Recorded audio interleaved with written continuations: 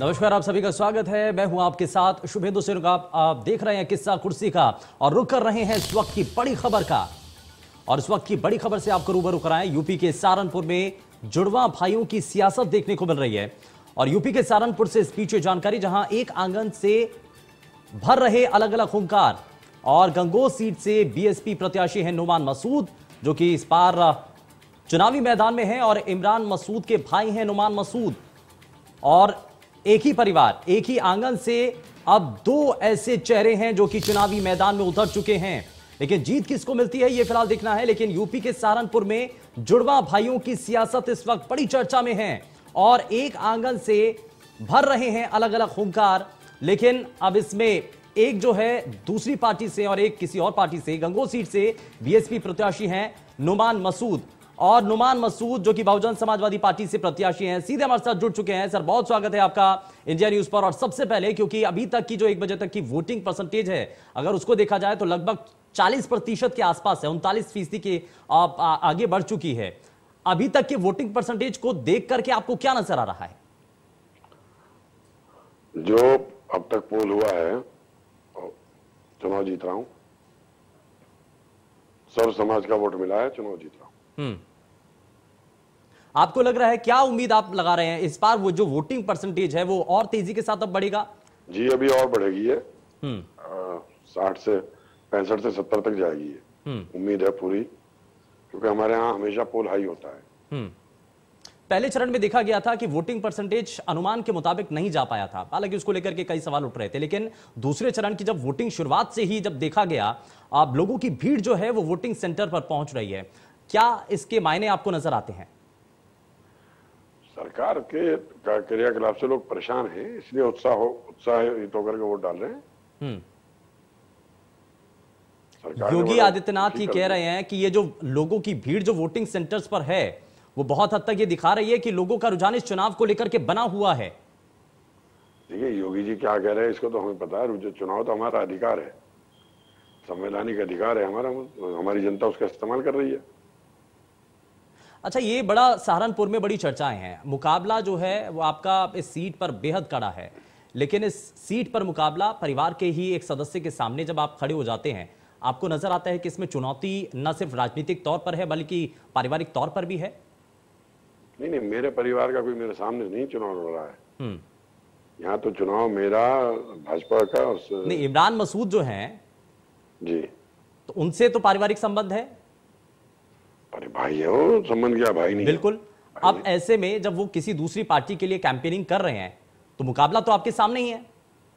देखिए, हर आदमी को अपने राजनीतिक फैसले लेने का अधिकार है। हाँ। वो अपने हिस्से की सांस ले रहे हैं, मैं अपने हिस्से की सांस ले रहा हूँ। वो अपना काम कर रहे हैं, मैं अपना काम कर रहा हूँ। तो उसमें कहीं कोई ऐसी कोई बात नहीं है। उनका अपना राजनीतिक नजरिया है। उनको अखिलेश जी की नीतियां पसंद है, मुझे बहन जी की पसंद है। समाजवादी पार्टी और उनका जो गठबंधन है वो एमवाई गठबंधन के आधार पर जो है, एमवाई समीकरण के आधार पर चलने की कोशिश कर रहे हैं। और वो मान करके चल रहे हैं कि खास करके पश्चिमी यूपी के अंदर जो सीटें हैं वो बहुत हद तक इससे प्रभावित होंगी और गठबंधन को बहुत ज्यादा फायदा मिलेगा। लेकिन इसमें बीएसपी जो अभी तक देखा गया कि कैंपेनिंग को लेकर के लगातार हमला होता रहा कि कैंपेनिंग मायावती के द्वारा उतनी नहीं की गई है, आपको लगता है कि इसका कहीं नुकसान कैंडिडेट्स को नजर आता है? नहीं, मुझे मेरी विधानसभा का ही पता है। मेरी विधानसभा में गठबंधन का कोई असर नहीं है। यहाँ तो मेरा चुनाव और बहन जी के आने के बाद तो मेरा चुनाव और बूस्टअप हो गया था। मुझे तो फायदा है। पश्चिमी यूपी में कहा जा रहा है कि सीधा सीधा जो मुकाबला है वो बीजेपी और गठबंधन के बीच में है। लेकिन आप ये कह रहे हैं बहुजन समाजवादी पार्टी इस मुकाबले को और भी ज्यादा पेचीदा कर रही है। आपको लग रहा है कि नतीजे आते आते इसमें कुछ बदलाव हो सकता है? 10 मार्च को जब खुलेगा, जब पता लगेगा बहन जी मुख्यमंत्री बनेंगी, तब अपने आप सबको पता चल जाएगा। हाँ। जब बहन जी का वोट और दलित और मुस्लिम और तमाम सर्व समाज का वोट मिलकर के वोट करेगा तो बहन जी का अपना पता है। 2007 में भी लोगों ने कहा था कि नहीं आ रहे, वो आ गई थी। पश्चिमी यूपी में जाटों का एक अच्छा खासा प्रभुत्व है सर, और मुस्लिम वर्ग भी एक बहुत हद तक निर्णायक स्थिति में रहते हैं। उनकी जो वोट जहां पर जाती है वहां पर समीकरण बदल जाते हैं। आपको लगता है कि असदुद्दीन ओवैसी के आने के बाद ये जो समीकरण है वो कुछ बिगड़ रहा है, कुछ बदल रहा है? नहीं, ओवैसी साहब का कोई असर हमारे यहाँ नहीं।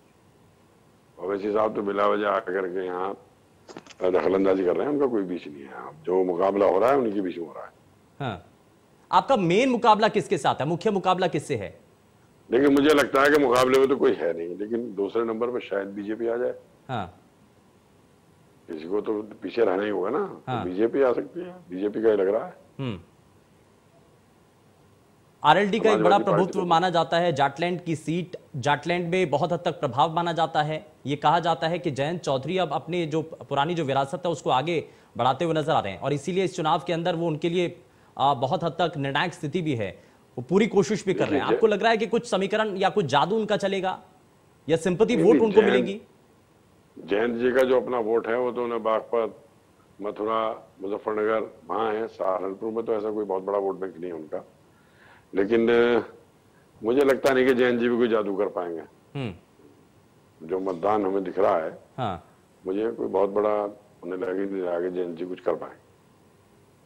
इस बार के चुनाव में बहुत हद तक, क्योंकि 2017 के अगर परिणामों को देखें, 2019 को हम देखें, तो बहुत हद तक लोगों ने बढ़ चढ़ करके एक तरफा वोट जो है एक खास वर्ग को दिया, पॉलिटिकल पार्टी को दिया।